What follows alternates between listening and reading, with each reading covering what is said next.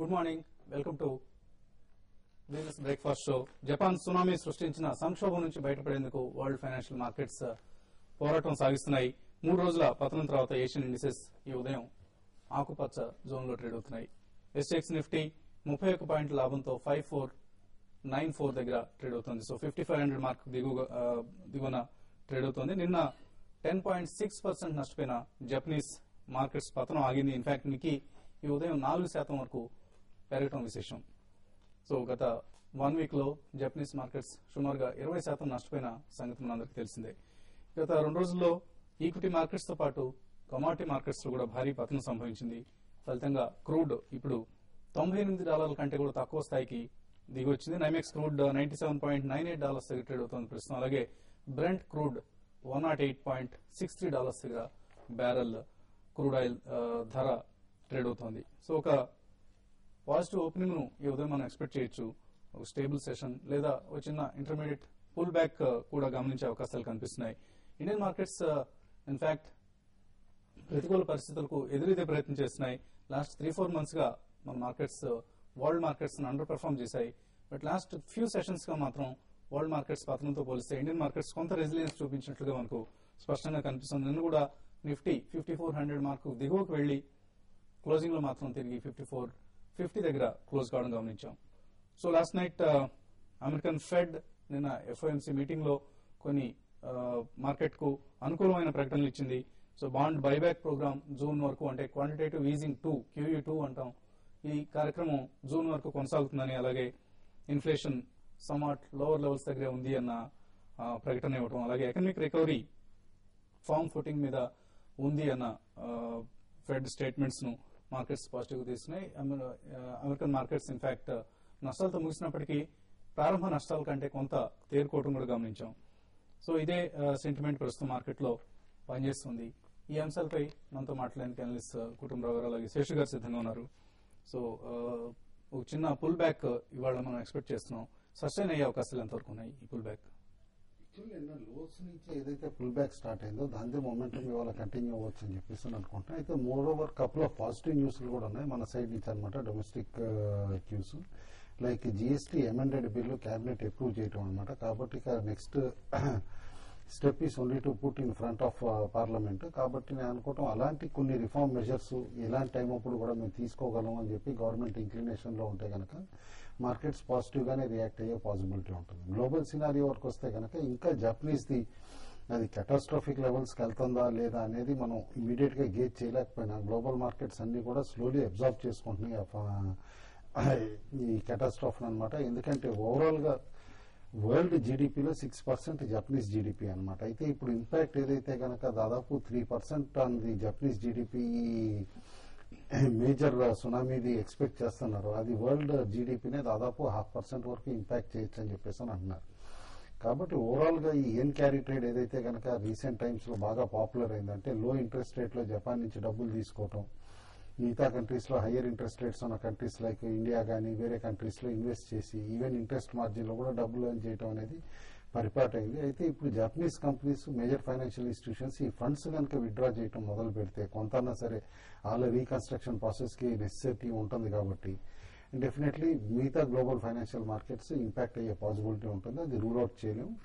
అయితే అది immediate term లో ఖచ్చితంగా అవుతుందా లేదా అనేది కూడా చెప్పడం కష్టం. బట్ ఆల్ ఇన్ ఆల్ చూస్తూ ఉంటే కనుక ఈ జపనీస్ యాక్సిడెంట్ అబ్జార్బ్ అయితే కనుక over the next 2 days definitely మన మార్కెట్స్ అప్వర్డ్ ట్రెండ్ చూపిస్తాయని అనుకుంటున్నాను. ఎందుకంటే Q4 అడ్వాన్స్ ట్యాక్స్ నెంబర్స్ చూస్తే బెస్ట్ ఫ్రమ్ 2008 అనమాట. ఇయర్ ఆన్ ఇయర్ చూస్తే కూడా అనమాట. In fact government itself has admitted ఇంత మంచి అడ్వాన్స్ ట్యాక్స్ ఎర్నింగ్స్ మేము ఎక్స్పెక్టే చేయలేదు. More than 30% growth even on year అనమాట. In fact 2/3 of the companies already survey చేస్తాను. ఇంత పాజిటివ్ గా మన ఎకానమీ రోబస్ట్ గా ఉన్నప్పుడు మాత్రం నేను అనుకోవటం డెఫినెట్లీ ఆన్ డిక్లైన్స్ బయ్యే చేయాలి. కానీ ఈ కరెంట్ లెవెల్స్ లో డెఫినెట్లీ బాటమ్ ఫిషింగ్ చేస్తే ఎవ్రీ కరెక్షన్ వచ్చినప్పుడు in 6 months to 9 months horizon dramatic returns వచ్చే పాసిబిలిటీ కూడా ఉందని చెప్పేసి నేను అనుకుంటున్నాను. క్లియర్లీ నిన్న కూడా చూసాం 5380 మేజర్ సపోర్ట్ జోన్ అవుతుంది. అన్లెస్ 5380 కిందకి వెళ్తేనే షార్ట్ టర్మ్ పొజిషన్స్ కట్ చేయమంటాం. అదర్వైజ్ మాత్రం డెఫినెట్లీ పొజిషన్స్ హోల్డ్ చేయొచ్చు. అండ్ ర్యాలీస్ కూడా 55 పైన క్రాస్ అయితే కనుక ఒక రేంజ్ బ్రేక్ అయ్యి 55-60 లెవెల్స్ కూడా అధిగమించగలిగితే కనుక ఆల్ ది వే 58 వరకు వెళ్ళే పాసిబిలిటీ కూడా ఉందని చెప్పేసి అనుకోండి.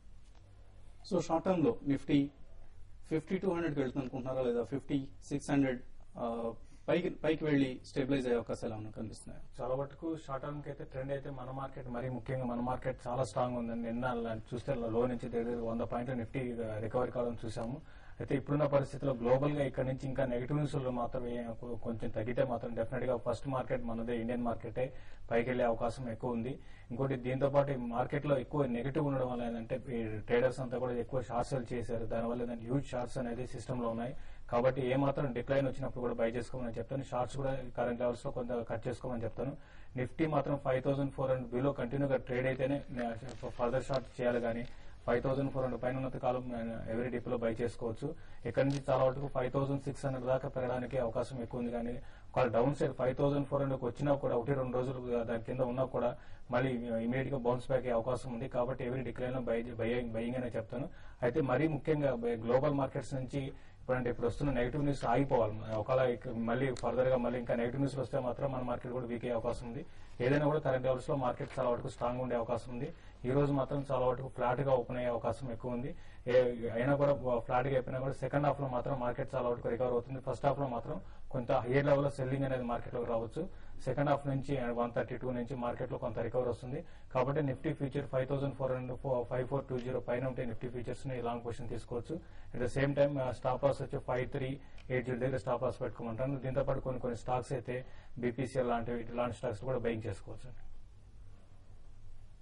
Bombay stock exchange BSE website ను త్వరలోనే తెలుగులో కూడా విడుదల చేయబోతున్నారు. త్వరలో తెలుగులో రూపొందించిన ఉన్నారు. అలాగే అతి త్వరలో BSE F&O ట్రేడింగ్ లో చాలా అగ్రెసివ్ గా ప్రారంభించబోతుంది. F&O ట్రేడింగ్ ను ఇప్పటిదాకా మనం చూసాం NSE లో మాత్రమే డెరివేటివ్స్ ట్రేడింగ్ చాలా యాక్టివ్ గా ఉంది. BSE లో జస్ట్ లాంచ్ చేశారు, కానీ అందులో F&O వాల్యూమ్స్ నామమాత్రంగా ఉంటుంటాయి. సో ఈ F&O ట్రేడింగ్ కూడా అతి త్వరలో అగ్రెసివ్ గా ప్రారంభించబోతున్నారు. సో ఈ విశేషాలన్నీ BSE managing director and CEO Madhu Kannan TV5 ఇచ్చిన ఎక్స్క్లూజివ్ ఇంటర్వ్యూలో తెలిపారు. మధు కണ്ണన్ ఇంటర్వ్యూ హైలైట్స్ ను ఇప్పుడు ఒకసారి చూద్దాం.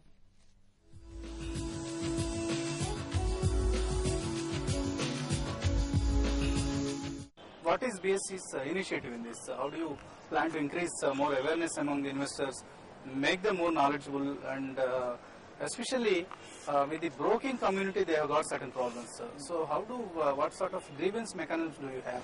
Look, we have a very big commitment to investor services, right? So within the exchange, within the regulatory part of the exchange, I have a department called investor services, whose primary functionality is to address complaints of the end investor towards any other member of any other market intermediary, as well as other people whom they're interacting with. Now, in addition to the investor services thing is actually more a complaint redressal mechanism. I'm also spending a lot of time and effort in going out and in educating investors. And I should actually add one more thing. We have the complaint arbitration mechanism.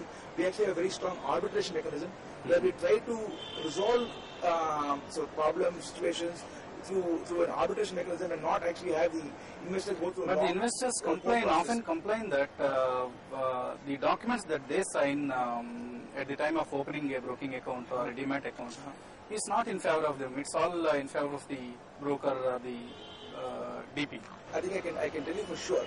We at the BSE, and I'm sure, and I can tell you for CDSL as well, take this issue of investor grievance redressal very, very seriously through our DIS, and if there's a conflict through the arbitration mechanism, and try to get it resolved at the earliest without making the investor go through a long process.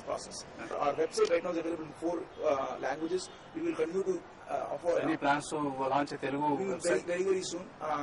Not just a website and more details of information thing. We are also looking to offer, again, regional language we're doing the investor awareness program in partnership with I think one of the regional media publications. Okay. Because it is focused on this particular category. We hope to do something in Andhra Pradesh as well. So, okay. So with the TV5? Okay. Very soon, hopefully we will announce it formally. Yeah, I think we start off with a program with you in Jagapatam, and I'm hoping to formally announce that in the coming weeks. But let's look at different mechanisms to make sure we educate the investors on all these details.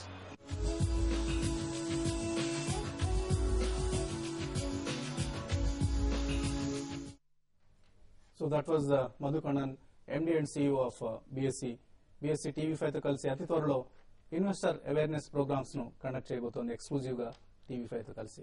ఇప్పుడు చిన్న break తీసుకున్నాం. Break తర్వాత investors సందేహాలకు సమాధానాలు ఉంటాయి.